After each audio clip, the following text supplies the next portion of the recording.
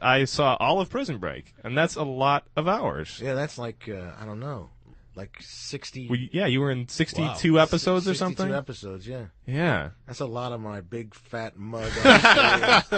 It was great, though, man. Not to mention my tidy whities. I don't know if you Yes. watched that. Oh my, yes. They had you. They definitely had some fun with you. I think they just decided that because they had made you into such a despicable character in the first season that no one would care if you were just kind of if the crap was beat out of you in the second season. I think people love to see me get my due reward, my just reward. You know? Yes. So they love to see me get get pounded. Right. Oh boy. And I remember there was sort of like an arc where it took me from like being like, yeah, I get him, to kind of like, I'm starting to feel bad for this character. I know.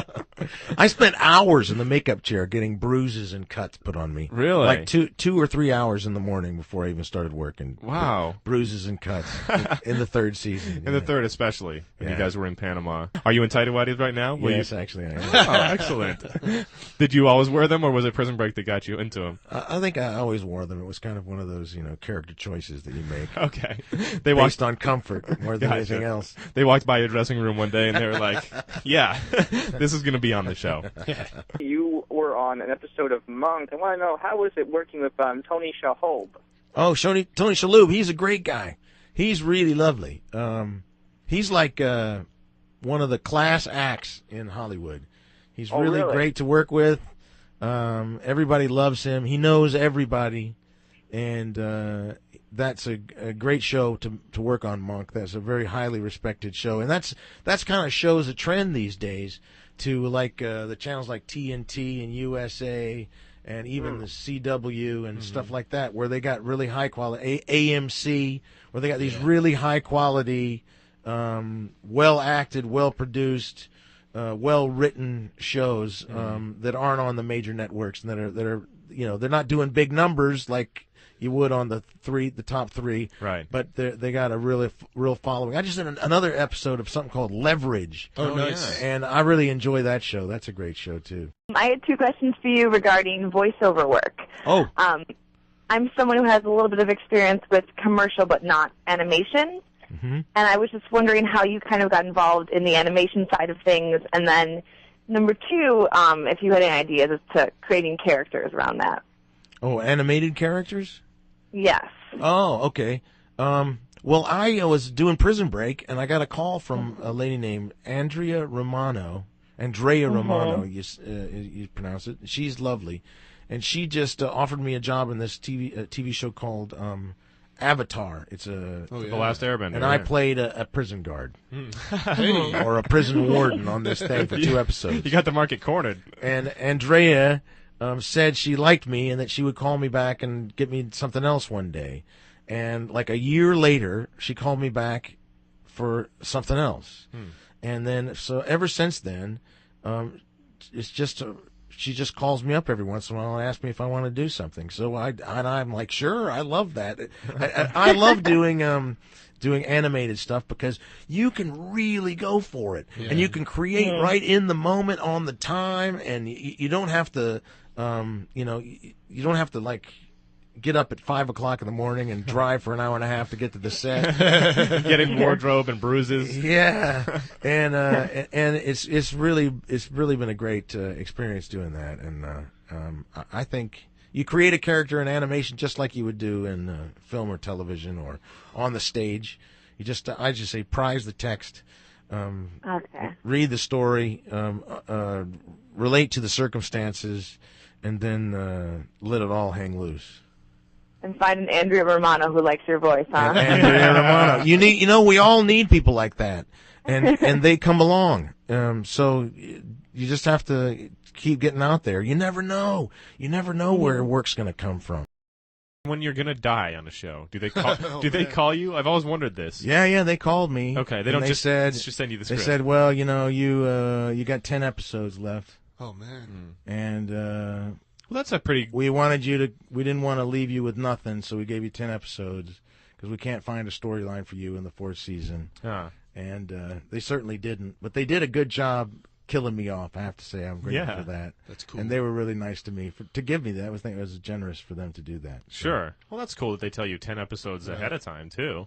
Yeah, they usually they gave a notice so that they wouldn't buy a house or something where they were. Right. Probably a good call. That's nice of them. Yeah. Frankly. I wanted to ask you about some of your upcoming stuff that I saw on IMDb that's like in production, like The Good Doctor. Oh yeah, that's with Orlando Bloom. Nice. And I play the father of the patient in that is actually Elvis Presley's granddaughter. Okay. I can't remember her name.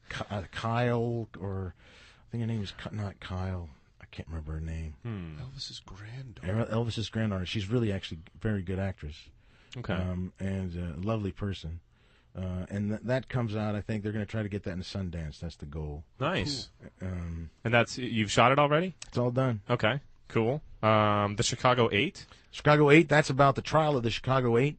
The guys that got arrested for supposedly starting a riot in Chicago in 1968 during the Democratic National Convention. Okay. And they were put on trial by the federal government for inciting a riot, and it was just a fiasco trial. Okay. And I play Allen Ginsberg. I do cool. Allen Ginsberg's testimony in the trial. Nice. So that's pretty fun. Very cool. And that's shot also?